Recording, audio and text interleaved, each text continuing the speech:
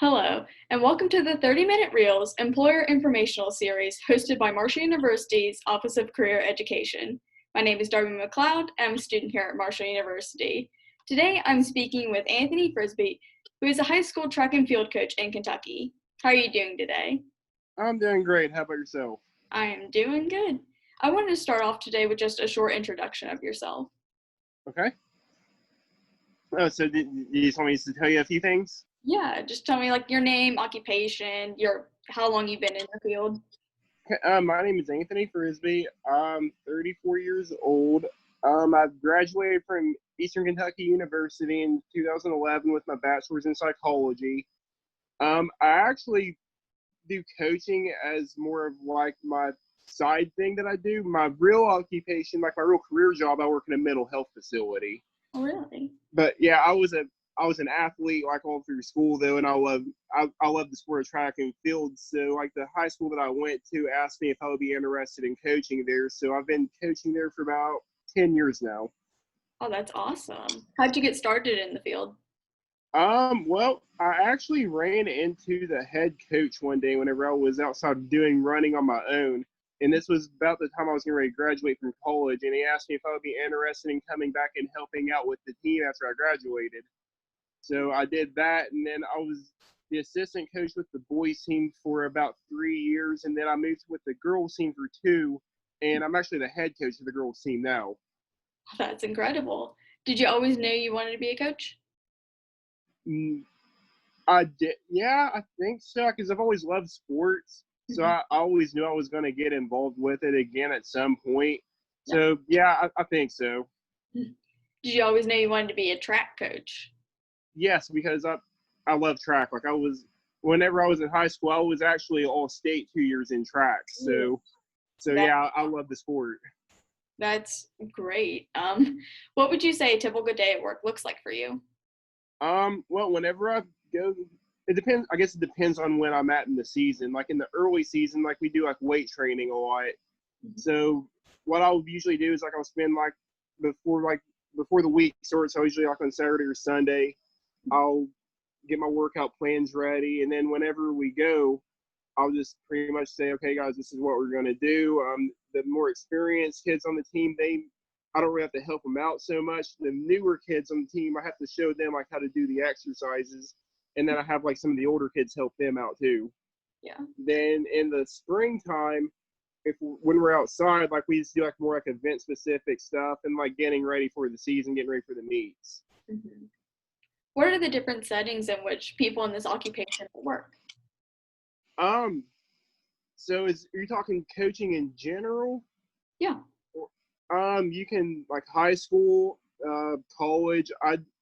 Private training. I actually do some private training too for kids that play different sports. So I mean, if you're going to be a high school coach, it would probably be easier to do it like if you're a teacher, because like I said, I work like another job. So like I go to work and then I come after work to go there with my kids. So like it's different because if you're a teacher, you're with the kids all day and you actually get to know them like in school. Whereas where I'm there, like the only time I see them is whenever I go to practice. And you said you do private trainings? I do private trainings, but yeah, because where I do the coaching now, and like I coach at the school that I went to in high school, so like everybody knows me there. Like everybody knows like I was a good athlete. So like I get people asking me to coach their kids all the time. And our teams that I've been a part of coaching, we've been really good. So people trust me to come and help them. That's great. What does a typical work schedule look like for you each week? Well, in season, so the off-season training, we'll usually do workouts like 4 days a week from about 5:30 to 6:30 or 7.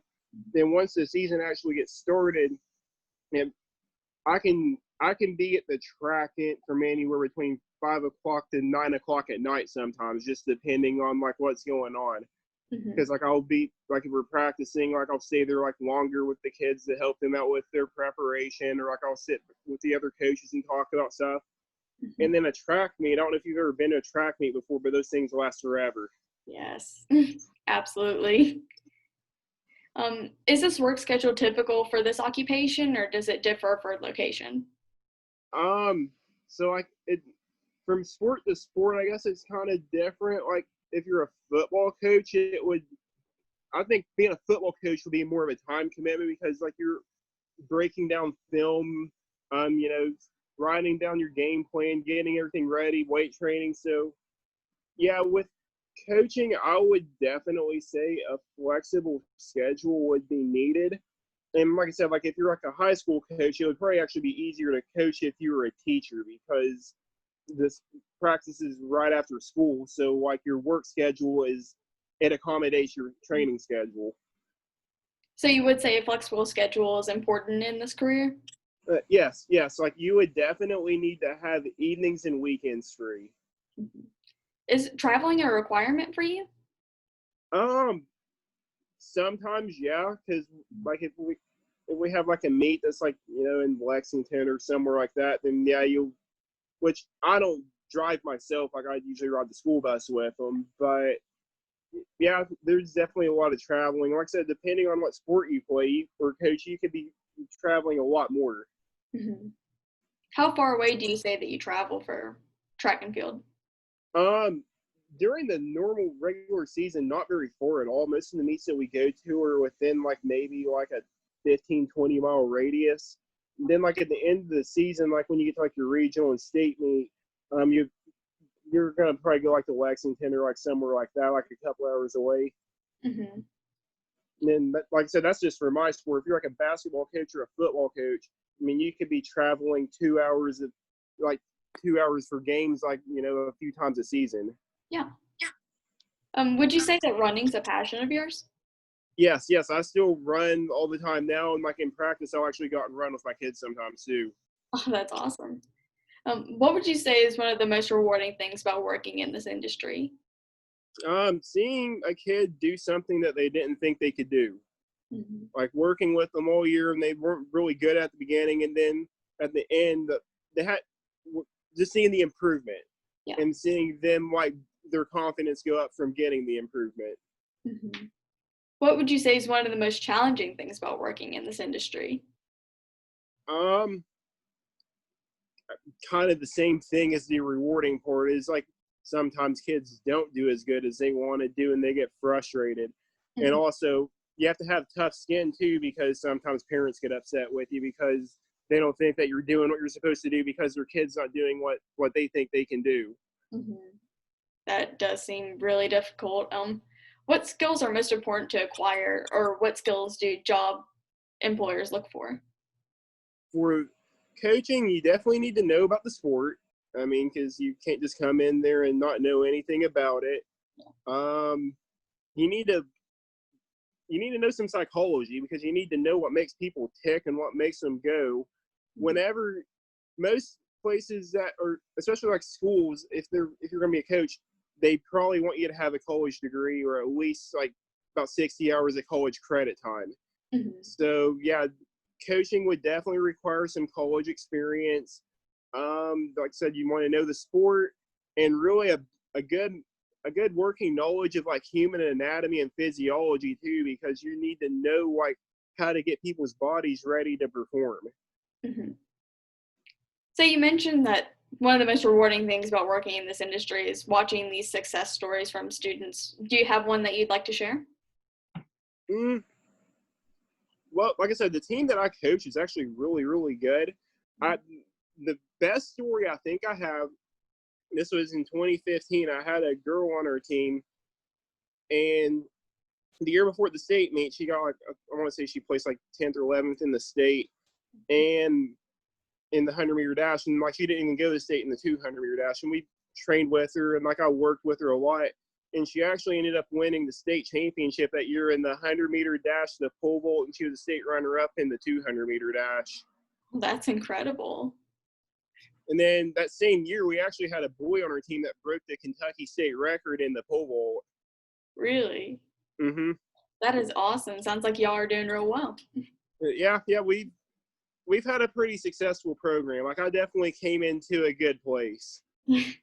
That's great. How important is career development in college, like networking, mentorships, and job shadowing? Well, if you're wanting, I guess it depends on what you want to do.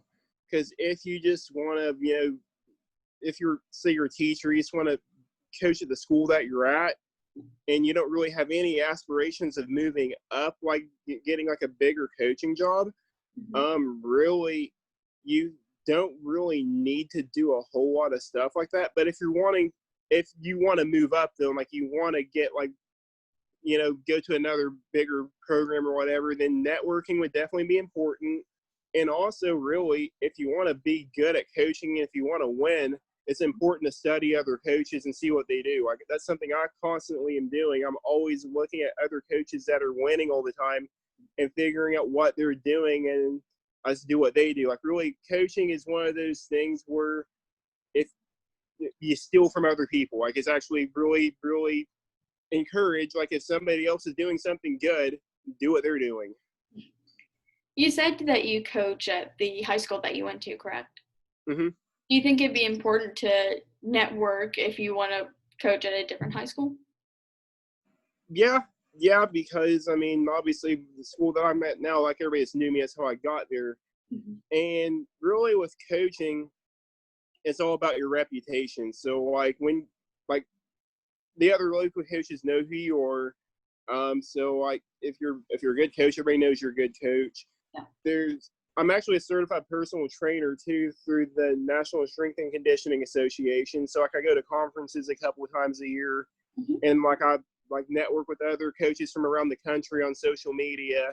Yeah. So I mean, if I was wanting to go somewhere else, then that would definitely be important, because coaching's one of those professions where a lot of people want to get the big jobs, but you have to know the right people to get in there. Yeah. What made you decide to get that certification? I just wanted to be better at what I did, honestly. Whenever I first started coaching, I didn't have it for a couple years, and I realized that I didn't really know anything. Yeah. And I wanted to be more competent, so I started studying and got myself certified. That way I could have something to back myself up with, like on paper, showing that like I took the time to do it. And then also, at some point, I would like to go on and maybe coach at somewhere bigger. And they definitely look for like that stuff if you're wanting to try to go to a bigger or better program. Yeah. What job search advice would you give to potential job seekers? Basically, coaching is, like I said, a lot of coaches have been there for a long time, so like it's hard to really get in because coaches don't want to give up their jobs. Yeah. So basically, you're gonna have to be willing to work for free or work for nothing for a couple of years. Like you're gonna have to find a coach and talk to them and see if there's anything open and just do whatever they ask you to do. Like even if it's just like you being the stat person or whatever, but you need to be willing to do stuff for nothing really. Yeah. But it'll be worth it in the long run, because if you're good at what you do, somebody will notice it. Yeah. What resume tips would you give to prospective job applicants? Well, and for coaching, definitely experience as an athlete would help out, because I mean, a coach is going to probably look for somebody that's either played the sport or been around it for a long time. So I would definitely put that experience on there. Your degree, if you have like an exercise science degree or something like that, that definitely helps out as well. Then, like I said, if you're a high school teacher, it's actually not too hard to get in with you're a high school teacher, because a lot of high schools, they actually need coaches. So I remember whenever I was in high school, my track coach, he was just a track coach because they told him, we need a coach and we'll give you a teaching job if you'll take a coaching job. Yeah. Now, if you're wanting to go like in the private sector of it, you would probably need to have a certification. You probably want to have some experience like with other people too. Like you want to have references. You want to have people that they can ask about like what you do. And then same thing, like if you're wanting to work in the private sector, internships would be the big thing. Like if you're like wanting to work at a facility, I would recommend going to the facility and getting like a summer internship and learning underneath the coaches there. Mm-hmm. What is the hiring process like for someone entering this career path? Well, like I said, whenever I got mine, like I just kind of fell into it. But the hiring process, like most places, though, you want to get online, because I guess the big thing now is you get online and look at stuff, and just figure out where you want to go. Like figure out like what if you want to go to a school or private or whatever, and then I would actually introduce myself to like the manager or head coach or whatever, and say, hey, I'm interested in getting involved in this. Is there anything that I can do to help you? And then like really, because in coaching, like a coach isn't going to have time to sift through a bunch of resumes for like somebody's wanting to help, because most coaching staffs only have like maybe 10 people on it tops anyway.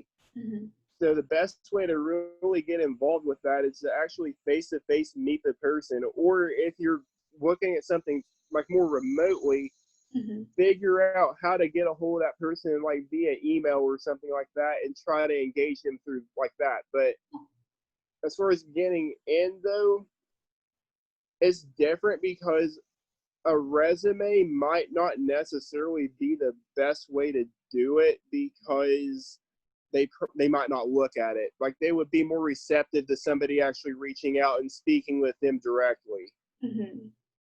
Now, you said that you could look online for jobs. Is there a specific place you can look? I mean, obviously, like you got like Indeed and like the job, like job search places. And then if you're a college student, you're getting ready to like graduate and move to a different city or whatever, just get online and look at the different gyms or schools or whatever in that area, and usually they have like a website, and like look at their website and figure out what the best fit's going to be for you. What are some common entry-level jobs in the field? Common entry-level jobs? Yeah. Like I said, like you're in the private sector, an internship, like that's going to be it for like a private sector. It's like you're going to be like an unpaid intern for like the summer or whatever. And like the high school level, really like it's going to be like just like a volunteer position, like like you'd be a stat collector or whatever, like, or even like in my sport track, if I've had unpaid volunteers that will just help me out, just like getting the kids where they need to go, and like helping them out. Yeah. What does career advancement look like in the field? Are there different opportunities to advance? There are, but like I said, it's really a who you know kind of industry, because if you're a head coach somewhere, you don't want to give up your job. Yeah. So like those jobs are kind of hard to get, because you're competing with a lot of people. Yeah. And really, if anybody that's listening to this, if you're a college athlete right now, talk to your coaches or talk to your athletic director, because those are the people that can help you out with that stuff. So like if you're a college athlete, you actually have a leg up on other people. What do you wish someone would have told you before you entered this career path?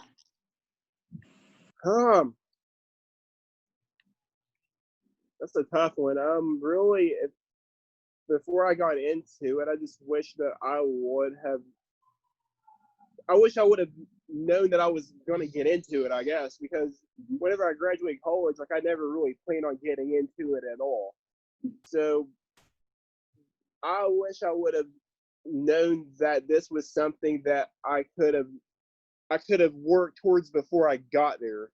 Yeah. Because whenever I got there, like I wasn't really prepared for it.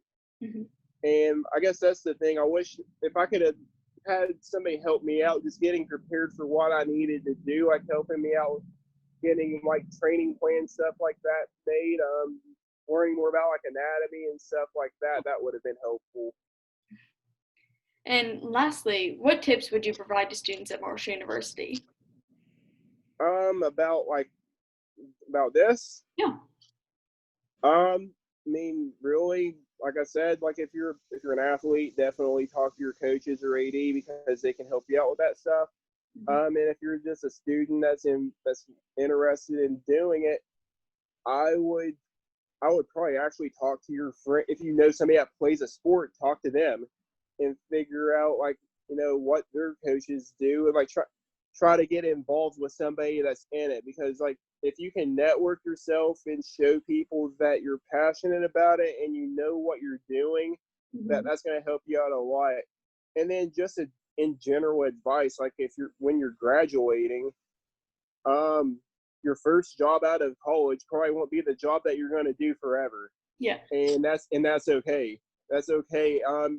It's a learning experience. You'll figure it out. I mean, I'm still figuring it out as I go. So you'll get there. But I guess what I'm saying is, don't be frustrated when you get out if you figure out your dream job might not have been as good as you thought it was going to be, because it'll all work out for you. Well, that's awesome. Those are some great tips that you provided for us. And I wanted to thank you again for sharing your career with students at Marshall University.